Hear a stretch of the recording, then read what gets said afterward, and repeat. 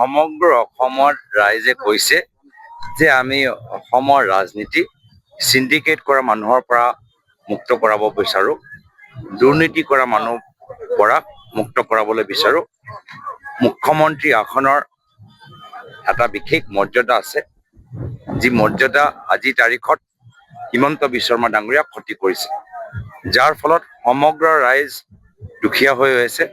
আৰু মুখ্যমন্ত্ৰী হিমন্ত বিশ্ব শৰ্মা ডাঙৰীয়া নিজৰ পৰিবাৰক ভাৰতৰ ভিতৰত ভাৰতৰ বাহিৰত ইমান ধনী হৈ গ'ল যে সম্পত্তি বা তেওঁলোকে ঘৰ লৈ আছে। এনেকুৱা এটা পৰিস্থিতিত সকলোৱে পৰিত্ৰাণ বিচাৰে। ডুবাইৰ পাছপোৰ্টখন AI জেনেৰেট বুলি তেওঁ উল্লেখ কৰিছে। ডুবাইত তেওঁলোকৰ মুখ্যমন্ত্ৰীৰ কথা কিবা মূল্য আছে নেকি? মুখ্যমন্ত্ৰীৰ কথা গ্ৰহণযোগ্যতা আছে নেকি?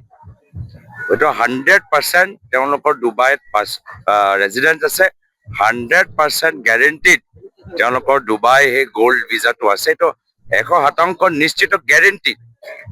এতিয়া তেওঁলোকে ইলেকশ্যন এফিডেভিটত তেওঁলোকে ডিক্লেয়াৰ কৰা নাই আৰু সেইকাৰণে তেওঁ স্বীকাৰ কৰিব নোৱাৰে, অট'মেটিক ডিছকুৱালিফিকেশ্যন হ'ব, তদন্ত হ'ব লাগে। মইতো মোৰ ক্ষেত্ৰত চব তদন্ত মই মানি লৈছিলো, কি কৰা মোৰ আপত্তি নাই, যি তদন্ত কৰিব লাগে কৰা। মই এতিয়া মুখ্যমন্ত্ৰীক কৈছো যে তেওঁলোকৰ পৰিবাৰৰ এই ডুবাই ওপৰত প্ৰপাৰ্টিৰ ওপৰত তদন্ত তেওঁ স্বীকাৰ কৰে নে নকৰে। মইতো যোৱাকালিয়ে ক'লো যে মই ভগৱত গীতাৰ শপত খাই ক'ব পাৰো যে আমাৰতো লণ্ডন চণ্ডনৰ কোনো প্ৰপোজ নাই। একে কাম মুখ্যমন্ত্ৰী কৰিব পাৰিব নে নোৱাৰে, যে ডুবাইত তেওঁলোকৰ পৰিবাৰৰ কোনো গোল্ড ভিজা নাই, শপত খাই ক'ব পাৰিবনে নোৱাৰে? তদন্ত পিছত হৈ থাকিব, কোৰ্টত কেছ হৈ থাকিব।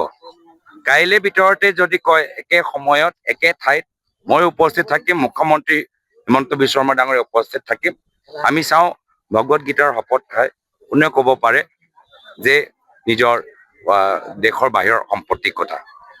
আৰু তেওঁ যে এইটো নাই কৰা, ডিছক্ল'জ কৰা নাই, লগে লগে আজি আমি ইলেকশ্যন কমিশ্যনকো আমি কমপ্লেইন দিবলৈ গৈ আছো। এইটো মুখ্যমন্ত্ৰী বিজেপি দলৰ নিজৰ তেওঁলোকৰ যে আত্মবিশ্বাস নাই, লাহে লাহে হেৰুৱাইছে, এইটোৱে প্ৰকাশ কৰিছে।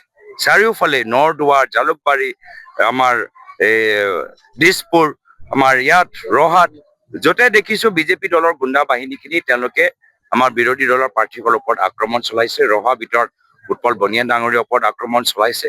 আৰু এইটো কি ৰাজনীতি কৰিবলৈ বিচাৰে? আৰু এনে ধৰণৰ ভয় ভাবুকি এই গুণ্ডা বাহিনীবোৰ নচলিব। আমাৰ চৰকাৰ আহিলে আমি পুলিচলৈ কাঢ়া হ'ম, পুলিচৰ যোগেদি চিণ্ডিকেট কৰা মানুহক ৰক্ষণাবেক্ষণ দিয়াটো বন্ধ হ'ব আৰু বাস্তৱ মূল অপৰাধী তেওঁলোকক ধৰা যাব, এজনৰ ওপৰত তদন্ত হ'ব, সমগ্ৰ অসমত ভাল হ'ব। অসমৰ ৰাইজে নতুন বৰ অসম বিচাৰে। আমাৰ যিদৰে প্ৰায়তঃ তৰুণ গগৈদেৱৰ দিনত অসমৰ মহিলাসকল ভয়মুক্ত হৈ আঁচনিৰ সুবিধা পাইছিল, সেই পৰিস্থিতি আমাৰ চৰকাৰৰ পৰা আশা কৰে। ধন্যবাদ। হ'ব, থেংক ইউ।